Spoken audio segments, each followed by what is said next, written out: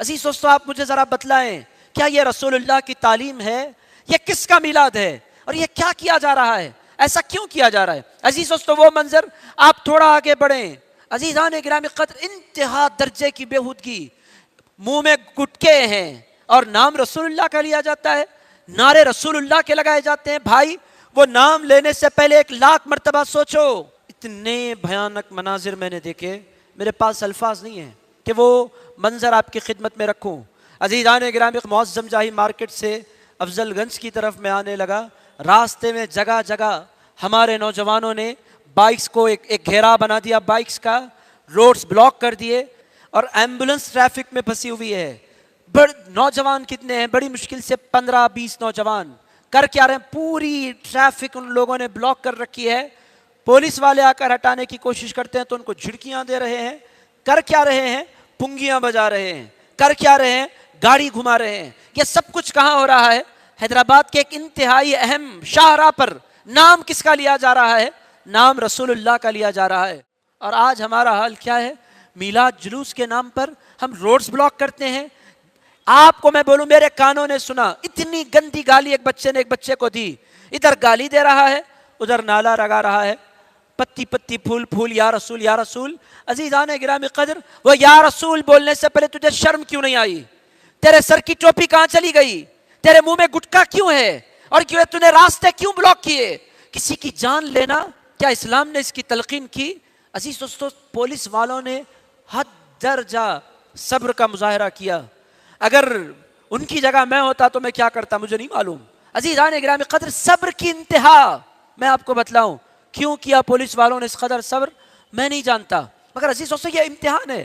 اور میں آپ کو ایک منظر بتلاؤں عزیز دوستو، افضل گنج کے وہاں پر بس سٹینڈ ہے، بس سٹینڈ میں آ رہا ہوں، بس سٹاپ پر سے میرا گزر ہوا، دائیں بس کے انتظار میں پوری ہندو خواتین، ہندو مرد کھڑے ہیں، اور ہمارے بچے یہ گاڑیاں بھگا رہے ہیں، اسٹنٹس کر رہے ہیں، اور ہندو آنکھیں پھاڑ پھاڑ کر دیکھ رہے ہیں۔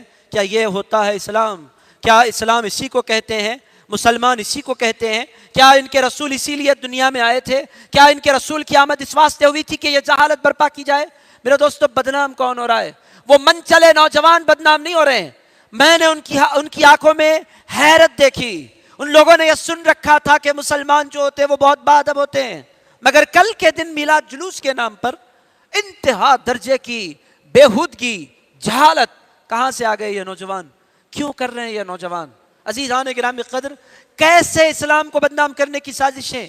میرے دوستو، اگر میں غلط نہ بولوں، غیروں کا جو جلوس نکلا اور مسلمانوں نے جو جلوس نکالا، دونوں میں مجھے کوئی فرق نظر نہیں آیا۔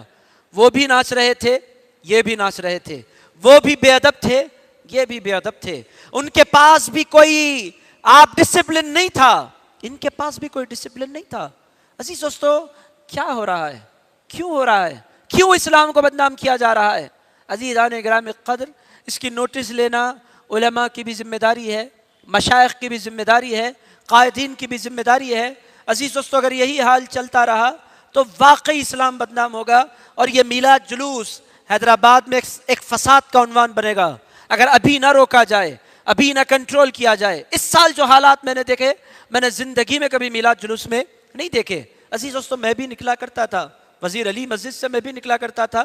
3-4 سال پہلے میں نے محسوس کیا کہ یہ جو جلوس ہے ہمارے کنٹرول میں نہیں رہا۔ کہاں سے نوجوان آ رہے ہیں اور بےہودگی کر رہے ہیں، ہم خواہ کے بدنام ہوں گے۔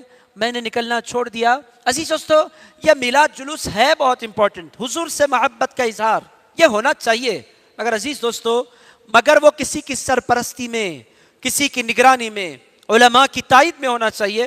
یہ 25 نوجوان، 20 نوجوان اپنی ایک ٹیم بنا لیتے ہیں، پٹیاں باندھ لیتے ہیں، عرش لگا لیتے ہیں، بےہودہ نعرے لگاتے ہیں، سائلنسرز نکال لیتے ہیں گاڑیوں کے، اور پوری سوسائٹی کو تکلیف دیتے ہیں، گالیاں دیتے ہیں، بسوں کی چھتوں پر چڑھ جاتے ہیں۔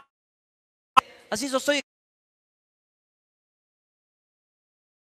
میلاد جس رسول نے پتھر مارنے والوں کو دعاؤں سے نوازا ہے، عزیزان گرامی قدر، کس کا میلاد؟ اس کا میلاد جو نماز پڑھا رہے ہیں، قرآن پڑھا رہے ہیں نماز میں، ڈوبے ہوئے اللہ کے کلام کی تلاوت میں۔ عزیزان گرامی قدر، ہزاروں لوگوں کو آپ تکلیف دیتے ہیں، روڈز بلاک کر دیتے ہیں، اور کہتے ہیں یہ میلاد ہے۔ اور میں آپ کی خدمت میں عرض کروں ان بچوں میں سے یہاں کوئی بھی بیٹھا ہوا نہیں ہے، میں کیسے ان سے مخاطب ہوں میری سمجھ میں نہیں آ رہا، عزیزان گرامی قدر میں کیسے ان سے گفتگو کروں میری سمجھ میں نہیں آ رہا ہے، یہ ہماری ریچ کے باہر ہو گئے یہ نوجوان۔ عزیز دوستو، بہرحال عزیزان گرامی قدر ہماری ذمہ داری ہے کہ میلاد کے جلوس کو، اس سال تو وقت چلا گیا، جو ہونا تھا ہو گیا، آئندہ سال علماء مشائخ بیٹھیں، عزیزان گرامی قدر کوئی لائے عمل تیار کریں۔ آپ دیکھیں لندن کا جلوس نکلا، سری لنکا کا جلوس نکلا، اور مختلف یمن کا جلوس نکلا۔ عزیز دوستو، ایسا جلوس کہ جلوس دیکھو تو جی کلمہ پڑھنا چاہے، عزیز دوستو ایسا جلوس کہ جلوس دیکھو تو دل مچل جائے کہ واہ یہ ہوتے ہیں مسلمان، اور ایسا ہوتا ہے مسلمانوں کا جلوس۔ عزیز دوستو، پلان ہے کیا؟ جو گزارشات میرے ذہن میں آ رہی ہیں آپ بھی نوٹ کریں، آپ بھی اپنے علماء مشائخ تک ان گزارشات کو پہنچانے کی کوشش کریں۔ میں دو تین باتیں جو میں نے آبزرو کی ہے بہت تیزی سے آپ کی خدمت میں عرض کرتا ہوں۔ عزیز دوستو، پہلی بات یہ کہ جلوس کا جو وقت ہے وہ دن میں نہیں ہونا چاہیے، ٹریفک کو تکلیف نہیں ہونی چاہیے۔ جلوس اگر نکالنا ہے تو اس کا سب سے بہترین ٹائم حیدرآباد کے لیے جو ہے وہ ہے فجر کی بات کا وقت۔ عزیز دوستو، ٹریفک بھی نہیں ہوتی، کسی کو تکلیف بھی نہیں ہوتی، اور دوسری بات، پہلی بات یہ کہ جلوس فجر کے بعد نکلے، 9 بجے سے پہلے پہلے جلوس ختم ہو جانا چاہیے، پہلی بات۔ دوسری بات میں آپ کی خدمت میں عرض کروں کہ عزیزان گرامی قدر جلوس نکلے تو اس میں کوئی بائک پر نہ آئے، اس میں کوئی کار پر نہ آئے، ایسا جلوس نکالنا چاہیے کہ نکلنے والے سارے کے سارے اپنی گاڑیاں کسی گراؤنڈ میں کھڑا کر کے پیدل نکلیں، یہ ہے جلوس کا ادب۔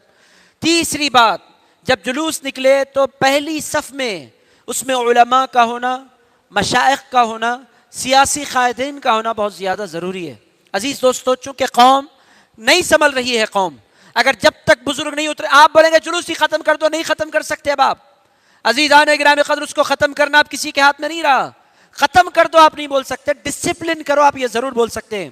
پہلی بات فجر کے بعد نکلے، دوسری بات پیدل نکلے، تیسری بات سرکردہ علماء مشائخ سیاستدان بذات خود اس جلوس میں شریک ہوں تاکہ انڈسپلن حرکت ہونے نہ پائے۔